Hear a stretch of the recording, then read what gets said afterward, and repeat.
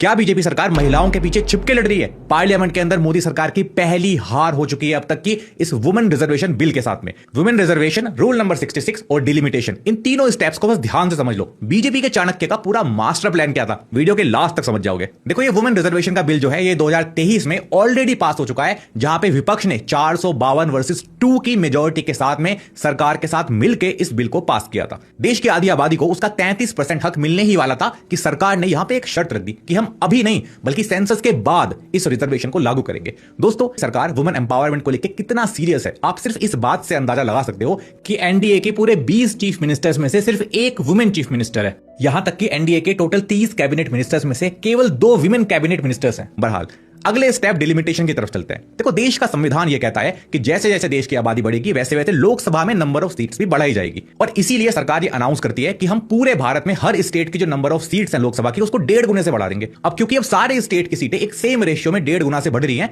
तो किसी भी स्टेट के साथ में नाइंसाफी नहीं होगी।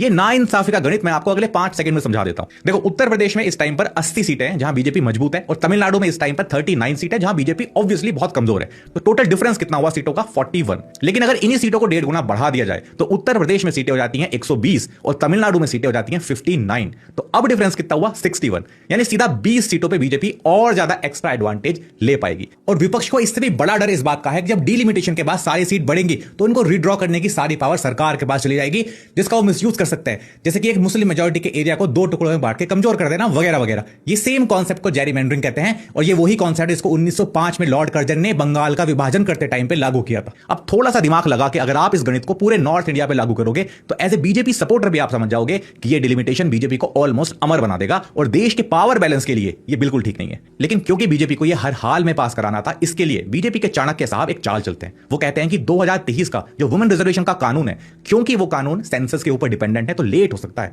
इसलिए हम एक काम करते हैं कि उस कानून के अंदर एक और अमेंडमेंट लेके आते हैं कि इसको पुराने सेंसस के हिसाब से ही तुरंत के तुरंत लागू कर दिया जाए। लेकिन इस मास्टर प्लान के रास्ते में एक चीज आ रही थी, वो थी रूल नंबर 66। लोकसभा का रूल नंबर 66 ये कहता है कि कोई भी 2 बिल एक साथ लोकसभा के अंदर नहीं आ सकते, वो 1 बाय 1 ही लोकसभा के अंदर आएंगे और उनके ऊपर वोटिंग होगी। और अगर ये दोनों बिल 1 बाय 1 आते तो पहले की तरह वुमेन रिजर्वेशन वाला बिल पास हो जाता और ऑब्वियस कारणों की वजह से डिलिमिटेशन वाला बिल फेल हो जाता। तो इसके लिए चाणक्य साहब एक और चाल चलते हैं। 16 अप्रैल को, यानी कि एक दिन पहले, ये रूल नंबर 66 को सस्पेंड कर देते हैं, और 17 अप्रैल को डिलिमिटेशन वाला कानून जो है उसको वुमेन रिजर्वेशन के साथ मिक्स करके पार्लियामेंट के अंदर लेके आते हैं एक साथ वोटिंग कराने के लिए। और ऑब्वियसली विपक्ष जो है वो डिलिमिटेशन वाले कानून को हराता है, जिससे साथ में वुमेन रिजर्वेशन भी हार जाता है, और दूसरी बार भारत की आधी आबादी को उसका 33% हक मिलते मिलते रह जाता है किसी एक पॉलिटिकल पार्टी के फायदे की वजह से। वीडियो को शेयर कर देना। जय हिंद।